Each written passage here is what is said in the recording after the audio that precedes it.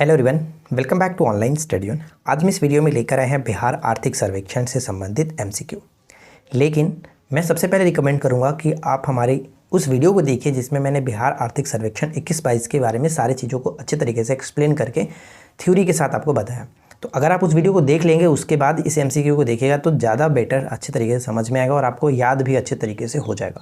तो आप उस वीडियो को ज़रूर देखिए, लिंक मैंने नीचे दे रखा है डिस्क्रिप्शन में, ठीक है। तो अब हम ये श्योर हैं कि आपने उस वीडियो को देख लिया, तब आप इस वीडियो को देख रहे हैं। तो चलिए शुरू करते हैं और अच्छे तरीके से सारे क्वेश्चंस को अटेम्प्ट करिएगा। देखिए, सबसे पहला प्रश्न ये है कि बिहार आर्थिक सर्वेक्षण 21-22 को कुल कितने अध्यायों में बांट करके पेश किया गया, ठीक है। तो सबसे पहले बात करते हैं कि ये जो बजट पेश किया गया कब किया गया था। बजट नहीं है, सॉरी, आर्थिक सर्वेक्षण है, बजट इससे पहले मैंने करा दिया है। तो ये जो आर्थिक सर्वेक्षण है ये पेश किया गया था आपका 25 फरवरी को, ठीक है। 25 फरवरी 2022 को तारकिशोर प्रसाद जी के द्वारा ये पेश किया गया था, जो कि ये 16वां आर्थिक सर्वेक्षण था, ठीक है। 16वां आर्थिक सर्वेक्षण था, ये ध्यान रखेंगे। तो यहाँ पे कितने अध्यायों में बात किया गया, तो मैंने आपको बताया था कि 13 अध्यायों में बांट करके इस पर अलग अलग चीज़ों को मिला करके 13 अध्यायों में बांटा गया। तो यहाँ पे राइट आंसर हो जाएगा ऑप्शन डी।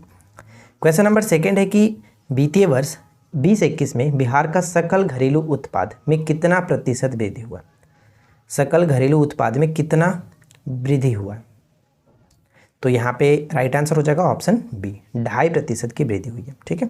2.5% करेक्ट आंसर होगा ऑप्शन बी।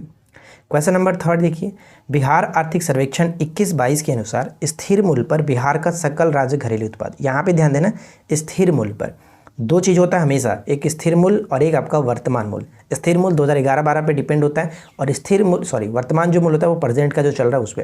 क्वेश्चन पूछा क्या जा रहा है कि स्थिर मूल्य पर बताइए कि सकल राज्य घरेलू उत्पाद यानी जीएसडीपी कितना है।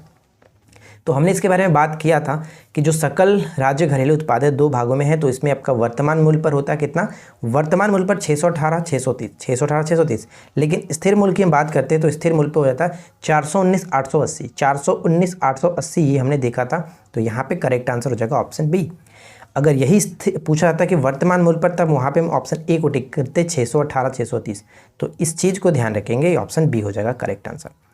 क्वेश्चन नंबर 4 कि आर्थिक सर्वेक्षण 21-22 के दौरान स्थिर मूल्य पर बिहार का निवल राज्य घरेलू उत्पाद बताइए कि एनएसडीपी कितना है। निवल राज्य घरेलू उत्पाद कितना देखे थे, वर्तमान मूल्य पर हमने बात किया था 56-64-70, लेकिन स्थिर मूल्य पर कितना बताया था, तो 379-550, इस तरह से याद रखा था, 379-550 आप यहाँ पे देख सकते हैं, यानी ऑप्शन ए हो जाएगा करेक्ट आंसर, राइट। तो इसको याद रखेंगे। आगे बढ़ते हैं। क्वेश्चन नंबर 5, आर्थिक सर्वेक्षण 21-22 के अनुसार स्थिर मूल्य पर प्रति व्यक्ति सकल राज्य घरेलू उत्पाद कितना है। स्थिर मूल्य पर बात की जा रही है, तो देखिए प्रति व्यक्ति यहाँ के बात की जा रही है, प्रति व्यक्ति सकल राज्य घरेलू उत्पाद कितना है और वो भी स्थिर मूल्य पर। तो वर्तमान मूल्य पर तो आपको याद होगा 50-555, लेकिन उसके बाद हमने एक और चीज़ देखा था कि स्थिर मूल्य पर कितना होता है, तो 34-314, ये हो जाएगा राइट आंसर ऑप्शन ए, ठीक है। वर्तमान मूल्य पर 50-555। सबसे अधिक जो व्यक्ति आए हैं वो कहाँ पर है, पटना में, जो कि 1,31,000। सेकंड नंबर पे बेगूसराय आता है। सबसे कम कहाँ पे, शिवहर में 19,000 और सेकंड रैंक पे अररिया। आगे देखते हैं। क्वेश्चन नंबर 6, बिहार आर्थिक सर्वेक्षण 21-22 के अनुसार निम्नलिखित में से कौन सा कथन सत्य है। कौन सा कथन सत्य है, देखिए जो चीज़ हमने ऊपर में देखा वहीं पे आपको ये पॉइंट्स देखने को मिलेगा, यानी कि अब उसी पॉइंट से रिलेटेड है। वर्तमान मूल्य पर बिहार का जीएसडीपी यानी सकल राज्य घरेलू उत्पाद कितना देखे थे वर्तमान मूल्य पर, तो 618-630, ये बिल्कुल सही है। और वर्तमान मूल्य पर बिहार का एनएसडीपी यानी निवल राज्य घरेलू उत्पाद कितना देखे थे, मैंने बताया था कि 56-64-70। तो ये देखिए 56-64-70, ये भी बिल्कुल सही है। तो यानी दोनों के दोनों पॉइंट्स बिल्कुल सही है, इसलिए राइट आंसर ऑप्शन सी हो जाएगा। आगे बढ़ते हैं। क्वेश्चन नंबर 7, बिहार आर्थिक सर्वेक्षण 21-22 के अनुसार वर्तमान मूल्य पर बिहार में प्रति व्यक्ति जीएसडीपी रही है। वर्तमान मूल्य पर, ऊपर में जो क्वेश्चन था आपका वो स्थिर मूल्य पर पूछा गया था, जहाँ पे हमने देखा था 34-314, वो हमने देखा था क्या, स्थिर मूल्य पर। लेकिन क्वेश्चन में पूछा गया वर्तमान मूल्य, तो 50-555 वर्तमान मूल्य है, इसलिए ऑप्शन बी हो जाएगा। इस चीज़ को ध्यान दीजिएगा, क्वेश्चन में पूछा क्या जा रहा है, स्थिर मूल्य या फिर वर्तमान मूल्य। जो भी पूछा जाए उसी के अकॉर्डिंग आंसर टिक करेंगे। ऐसा ना कि आप जल्दबाजी में कुछ भी टिक कर दो और बाद में आपको पता चले कि यार पूछा कुछ और था। वित्तीय वर्ष 20-21 में सकल राज्य घरेलू उत्पाद में प्राथमिक क्षेत्र का हिस्सा कितना प्रतिशत रहा? प्राथमिक क्षेत्र का हिस्सा, तो इसके बारे में हमने देखा था कि प्राथमिक क्षेत्र में होता है 19.2% और द्वितीय क्षेत्र में 19.5% और तृतीय क्षेत्र हमने कितना देखा था 61.2%। ठीक है, और अगर वृद्धि यहीं पे पूछा था तो पहले में वृद्धि कितना था 2.3 का वृद्धि था, दूसरे में कितना का वृद्धि था, दूसरे में वृद्धि था 4.8 का और तीसरे में हमने देखा था 8.5 का वृद्धि। ठीक है, तो यहाँ पे प्रश्न पूछा है कि प्राथमिक क्षेत्र का हिस्सा कितना प्रतिशत रहा, तो हिस्सा 19.2%। 19.2% सी विल बी राइट आंसर। ठीक है, आगे बढ़ते हैं। अगला प्रश्न, वित्तीय वर्ष 2020-21 में सकल राज्य घरेलू उत्पाद में तृतीय क्षेत्र का हिस्सा कितना प्रतिशत रहा? तभी जस्ट मैंने आपको बता ही दिया कि 19.2 पहला, 19.5 दूसरा और 61.2 तीसरा, तो 61.2 यहाँ पे तीसरा हो जाएगा यानी ऑप्शन ए। और तीसरा में वृद्धि कितना, तीसरा में वृद्धि आपका 8.5% की वृद्धि। चलिए इसके बाद आगे देखिए। अगला है कि बिहार आर्थिक सर्वेक्षण 21-22 के अनुसार सर्वाधिक प्रति व्यक्ति आय वाला जिला कौन सा है? ऊपर में मैंने आपको बता दिया था, जो कि वर्तमान मूल्य पर 50,555 होता है, स्थिर मूल्य पर 34,314 होता है। सबसे अधिक जो प्रति व्यक्ति आय वाला जिला हो गया वो पटना है, सेकेंड रैंक पे होता है आपका बेगूसराय और सबसे कम में होता है शिवहर और दूसरे नंबर पे अररिया। तो यहाँ पे पूछा कि सर्वाधिक कौन सा है, सर्वाधिक पटना हो गया, इसलिए ऑप्शन ए को टिक करेंगे। आगे बढ़ते हैं। अगला प्रश्न है कि बिहार आर्थिक सर्वेक्षण 21-22 के अनुसार निम्नलिखित में से कौन सा कथन सत्य है? यानी वर्ष 2016-17 से लेकर के 21-22 के अवधि के दौरान विभिन्न क्षेत्रों में वृद्धि दर कितनी रही, यानी लगभग 5 वर्षों में वृद्धि दर कितनी, ये आपसे पूछा जा रहा है। तो हमने बात कर लिया ऑलरेडी कि प्राथमिक क्षेत्र में वृद्धि दर 2.3% की हुई थी, द्वितीय क्षेत्र में 4.8% की और तृतीय क्षेत्र में 8.5% की। तो यानी तीनों के तीनों बिल्कुल सही है, इसलिए राइट आंसर हो जाएगा ऑप्शन डी। क्वेश्चन में ध्यान दीजिएगा, वृद्धि बोला जाए तो ही हम यहाँ पे 20% करेंगे और कितना रहा पूछा जाए, हिस्सा कितना रहा, तो वहां पे 19.2% वाला होगा। इस चीज को ध्यान रहेगा, वृद्धि कहा जाए तब 2.3। आगे देखते हैं।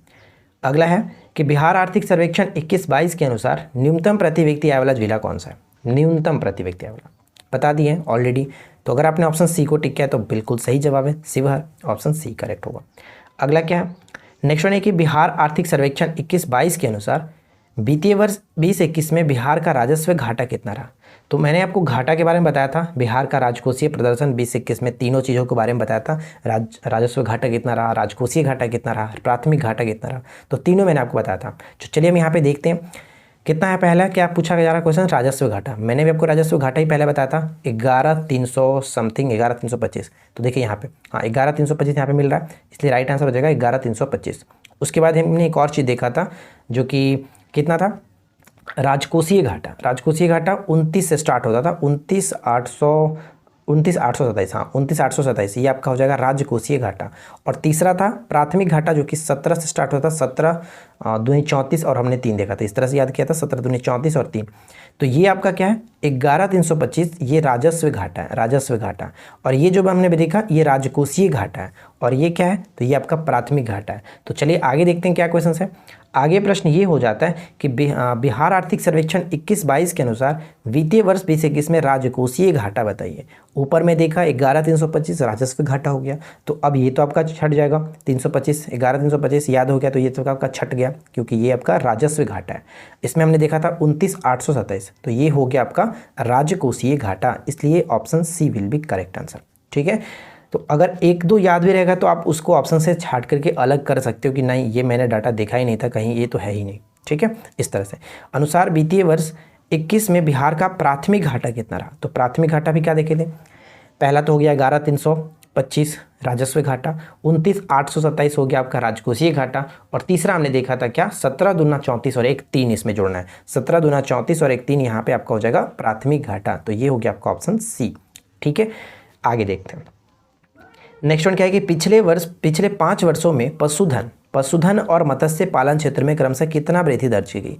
तो ये भी मैंने आपको बताया था कि गत 5 वर्षों के दौरान 16-17 से लेकर के 20-21 के दौरान अलग अलग क्षेत्रों में कितना वृद्धि हुआ था।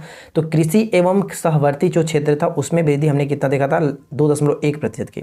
ठीक है, और पशुधन में 10% और मत्स्य में 7%। तो यहाँ पे 10 और 7 क्रमशः देख सकते हैं, ऑप्शन डी हो जाएगा। पशुधन में 10 और ये आपका मत्स्य में 7।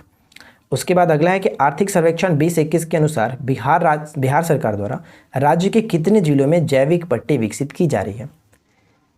कितने जिलों में जैविक पट्टी विकसित की जा रही है? तो टोटल 13 जिलों में जैविक पट्टी विकसित की जा रही है। राइट आंसर हो जाएगा ऑप्शन सी। उसके बाद अगला प्रश्न है कि आर्थिक सर्वेक्षण 2021 के अनुसार बागवानी क्षेत्र में प्रोत्साहन करने के लिए राज्य के कुल कितने जिलों में समेकित बागवानी मिशन चलाई जा रही है?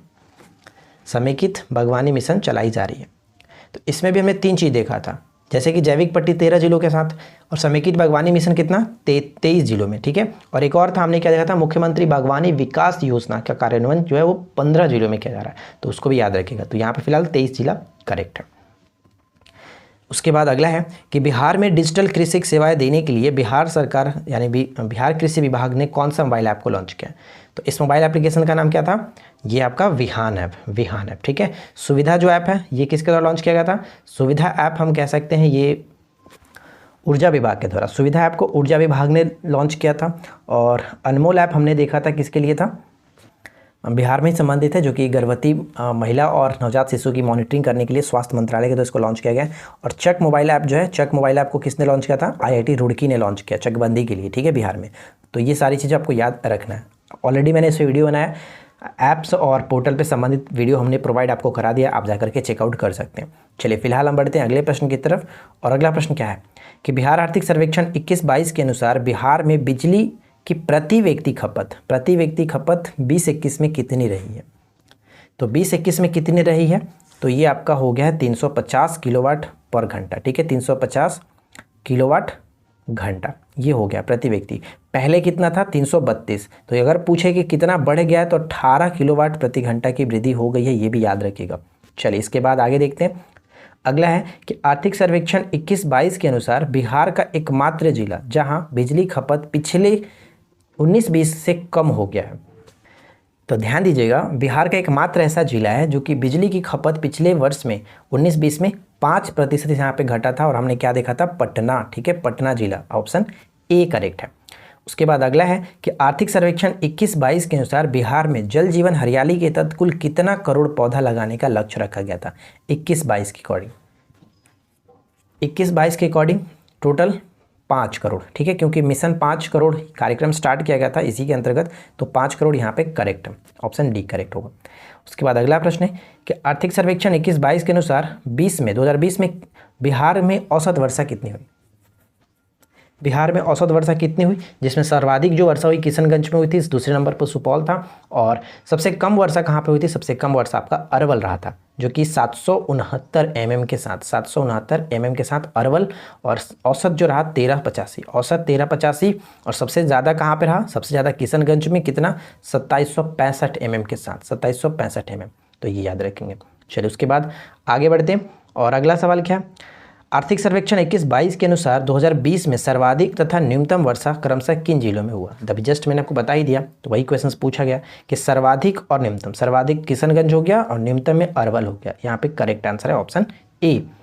चलिए आज के इस वीडियो का आखिरी क्वेश्चन है और उम्मीद करते हैं कि आप लोगों को आर्थिक सर्वेक्षण से रिलेटेड ये जो क्वेश्चन आपको कराया गया आपने अच्छे तरीके से किया भी होगा।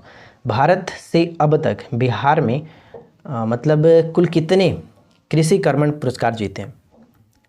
भारत से नहीं यार, यहाँ पे 2012 से होना चाहिए कि 2012 से अब तक बिहार ने कुल कितने कृषि कर्मण पुरस्कार जीता है? तो right answer will be option B, total 5 Krishi कर्मण पुरस्कार जीता है।